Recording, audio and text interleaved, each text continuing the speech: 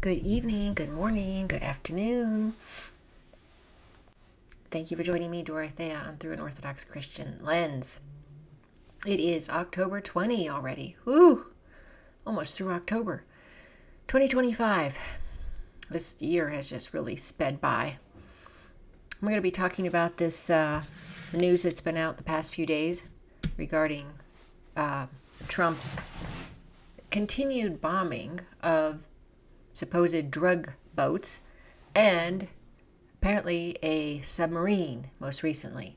So let's go to the first article. I'm going to read you little portions of it. Trump approves CIA operations in Venezuela. What we know and what's next.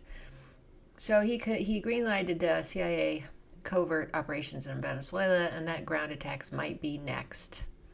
So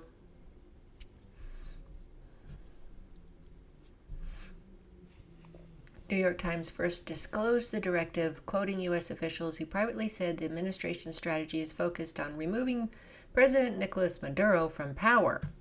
Well, why else would the CIA be there?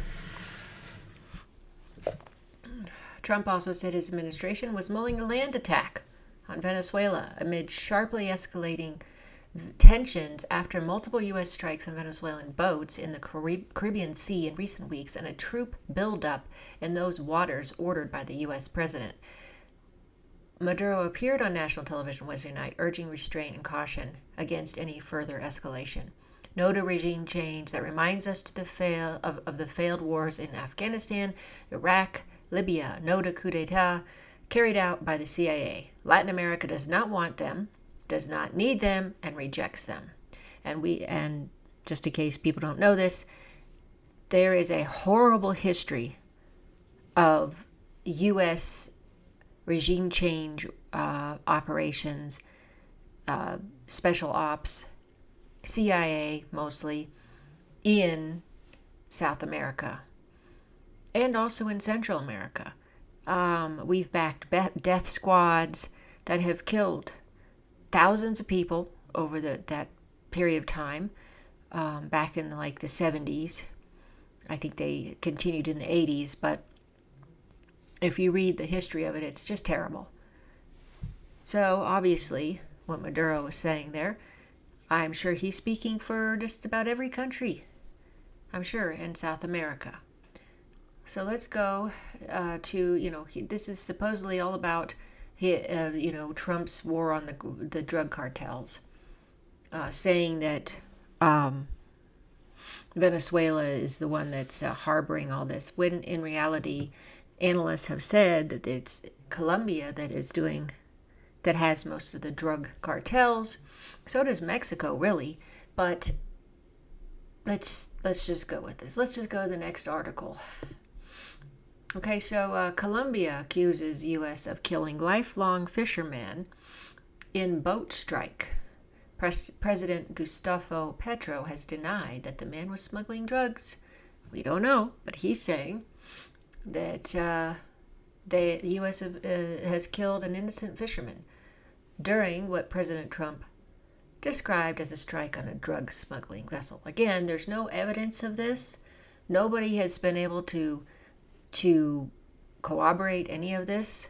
That is the main problem with this whole story, with us, with Trump doing this and his administration doing this, and using the military in this way is considered actually against the law in our country to do such things, as I said before. So the U.S. military destroyed several boats in the Caribbean since September as part of Trump's campaign to eliminate narco-terrorists trafficking cocaine and fentanyl. And another thing that an analyst said is Venezuela's coast is, what I understood, more than 1,000 miles away or something like that. Very far away. They'd have to refuel, I just heard this today, about 5 times before they could even get to the U.S. coast. That is with the Venezuelan issue here. Not saying that this never happens with drugs, but people smuggling. Ironically, the CIA has helped drug smugglers in the past. I don't know if they're still doing that, but who knows? Let's see. According to Petro, a Colombian lifelong fisherman was killed on September 16th U.S. government officials have committed murder and violated our sovereignty and our territorial waters. Fisherman Alejandro Carranza had no ties to drug traffickers, and his daily activity was fishing, he says. He added that the boat was drifting due to an engine failure and sent a distress signal. We are waiting for an explanation from the U.S. government. So they're not happy over that, of course. And then the U.S. destroyed drug submarine in Caribbean, he says. Trump earlier accused nearby Venezuela of narco-terrorism, which is ridiculous, but okay. The U.S. military has destroyed a submarine in the Caribbean that was smuggling drugs, he says. The statement came after the U.S. struck at least 5 surface vessels since September, allegedly operated by cartels based in Venezuela, whose government Trump has accused of aiding narco-terrorists. We attacked a submarine, and that was a drug-carrying submarine built specifically for the transportation of massive amounts of drugs, he told the reporters in White House. Just so you understand, this was not an innocent group of people. Yes, but how are we supposed to know that? There's no evidence. You haven't given any evidence. We don't know who these people were. You didn't round them up, arrest them, which is the legal way to handle drug smugglers and people who are pushing drugs, okay, selling them or whatever. U.S. media reported earlier that for the first time, the U.S. Navy picked up multiple survivors and detained them on a warship. Okay, so they have some survivors. What are they going to do with them? Are we going to learn anything about that? I'd like to know. Trump confirmed earlier that he had authorized covert CIA operations on Venezuelan soil, but declined to say whether their goal is to topple left-wing President Nicolas Maduro. The U.S. imposed sweeping sanctions on the South American country during Trump's first term in office and has recently raised the bounty for Maduro's arrest to $50 million. Maduro has rejected what he called CIA-led coups in the region and called for peace. Until when will CIA coup d'etat continue? Latin America doesn't want them, as he said before. And they've denied any ties to cartels and vow to repel any invasion. I really hope we don't do a land invasion. I don't think that would be a good thing for our country and our Marines that would be involved in that, and any other soldiers. So, just to round that up, we have no evidence on any of this, on who really are these people that we've blown up their boats. We don't know anything. This whole strategy is not a good strategy, and again, it's illegal, according to many analysts have spoken on this that I've listened to. They said, and just about everybody's saying it, it's illegal, it's not right, it's not the way you go about it. And when a reporter mentioned this to Trump, that why don't you just, arrest them? Oh, well, we tried that for 30 years. That doesn't work. They have fast boats, but missiles are faster, he had said at one of his talks in the White House, taking questions from journalists. So is this just going to be another regime change? Are we, going to have another terrible failure of, we shouldn't even be in other people's countries doing this. And Trump was supposed to be against getting involved in any more battles, entanglements, wars. But here, he seems to be egging on a war with Venezuela, and according to McGregor and some others, it could turn into the whole of South America going against us because of the bad history that the way we've treated South America is really sad. My son and I have talked about that in the past. Why couldn't we just get along with South America? Why couldn't we have had good relations with our southern neighbors? We could have set up a cool train service, and it just send it all the way down through, Central America and South America. It could have been so much better. But a lot of these problems are not just South American. I think what we've done in the past has made things worse for the South American people, all the countries down there. Anyway, so is this all just about regime change? What is it really about? Before I go into that, I was wondering what narco submarines were, because they're saying this submarine was a narco submarine. Well, I saw that this was published March 2025. Colombian Navy captures unmanned narco submarine in Caribbean Sea. Well, it looks like the Colombians are trying to do something about this. It's not like they're just harboring, as he is accused, Venezuela and probably Colombia as well. But let's see. It says, on July 2nd, 2025, the Colombian Navy announced the seizure of an autonomous underwater vehicle, unmanned narco submarine, as part of a press release regarding the Orion Multinational Strategy, a global initiative led by Colombia to combat drug trafficking and related transnational crimes. Well, they're trying to do something. The incident marked the first known use of unmanned underwater vessels and drug trafficking. According to the Colombian Navy, the discovery of the autonomous semi-submersible highlights a shift toward more advanced and sophisticated smuggling technologies. These systems enhance the ability of criminal networks to evade detection, posing an increasing threat to international maritime security. Now, we can understand why they're doing this in their area, because that's where they are encountering this. We don't need to be down there, I don't think, getting involved in this. We should be just defending our borders. Why can't we do that? Why do we always have to go to other countries and do these things? This demonstrates an evolution in the logistical capabilities of drug trafficking, which seeks to surpass traditional approaches through innovation and highly adaptive means, says Admiral Juan Ricardo Rosell, chief of the Colombian Navy, in the press release. The unmanned vessel appears to have been designed for remote operation, autonomous or semi-autonomous. The image shared by the Colombian Navy suggests that it is fitted with a Starlink antenna on the bow.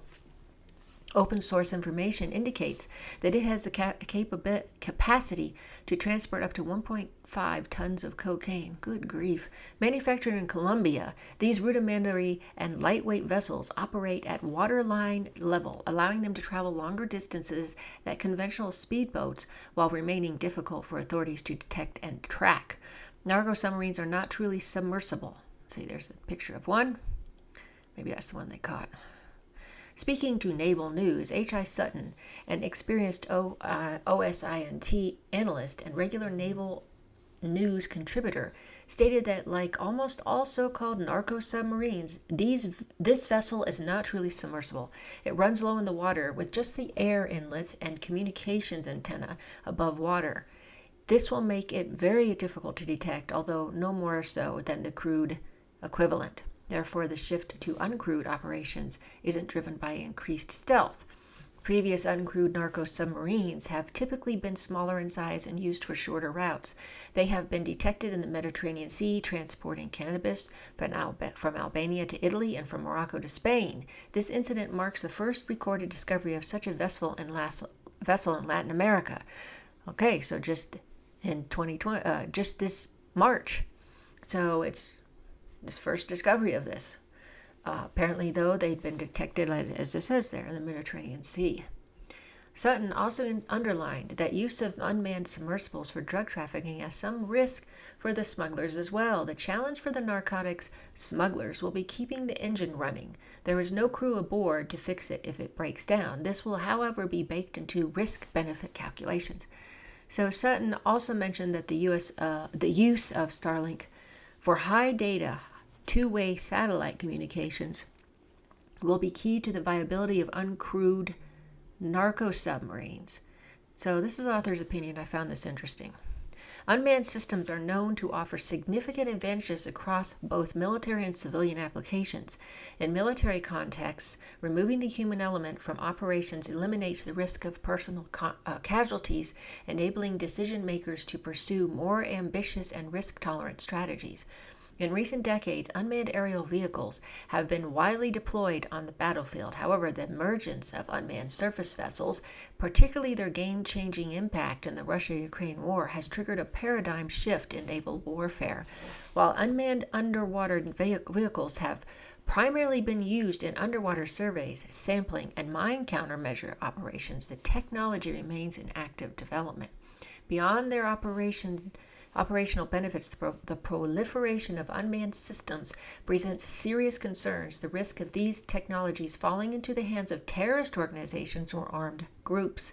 The increasing use of kamikaze drones by various terrorist entities has validated these concerns. Given the relatively low cost of production and the high cost of countering such systems, both technological innovation and the development of new concepts of operations remain ongoing efforts to mitigate this asymmetric threat.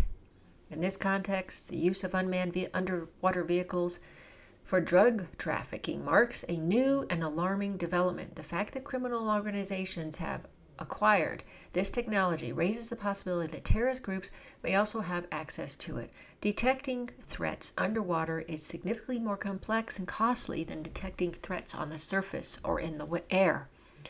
As such, preventing the transport of narcotics or other contraband, and more critically, averting potential terrorist attacks using these platforms, has underscored the growing importance of deploying fixed hydrophone detection systems around key naval bases and critical maritime infrastructure. This incident confirms that the threat is no longer theoretical, and future analyses and security strategies must take this evolving risk into account. Okay. I learned a lot in this because I didn't know anything about this, so I find this very interesting, and I thought I'd share with you all. Now let's go back to what this whole thing is about. Is it really just about beating cartels and the war on drugs once again, which failed in the 80s? Or is this something else? Why are we picking on Venezuela? Well, let's see here. On October 17th, this was out. Moscow's Venezuela deal signals deeper military energy ties and a new geopolitical flashpoint. President Vladimir Putin has forwarded to the State Duma a treaty on strategic partnership and cooperation with Venezuela, a step Moscow says follows routine diplomatic practice, but one that analysts in the region interpret as a deliberate move to secure energy assets, expand military ties, and counter mounting U.S. pressure in the Caribbean basin. The agreement reached earlier with Caracas arrived amid heightened U.S. activity in the Caribbean, where American forces have reportedly intercepted and by some accounts destroyed boats suspected of narco-trafficking. Those actions have stoked fierce regional debate, with Caracas calling American operations piracy and Washington insisting on law enforcement grounds. Well, that makes sense. Piracy. The wider political context includes repeated U.S. statements that Venezuela President Nicolas Maduro should face justice for alleged links to narco-trafficking. Actually, he's been fighting against that.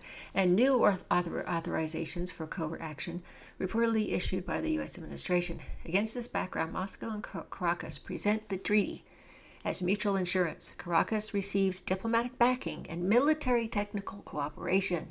Moscow secures access to strategic resources and influence in the Western Hemisphere. So, what the treaty would enable: Article 14 of the draft, cited in Russian summaries of the pact, explicitly envisages I can't even say the word envisage. Oh, well, never mind. Closer defense cooperation and expanded military technical ties in areas of mutual interest, including licensed arms production, already active in Venezuela. The country hosts a factory producing Kalashnikov AK-103 rifles under license and fields Russian Su-30 fighters equipped with anti-ship missiles that require ongoing maintenance and technical support. Practical cooperation could include joint exercises, personnel exchanges, and expanded servicing capabilities for Venezuelan systems. For Moscow, building logistics and repair hubs, or even basing agreements, would protect economic interests such as energy projects and provide strategic depth in a region where the United States has long exercised dominance. escalation risks and deterrence signaling. Russian commentators suggest more assertive steps, from missile deployments such as Kinzhal or Zircon or enhanced basing arrangements, would raise the political and military costs for any external intervention aimed at seizing Venezuelan oil or toppling Caracas.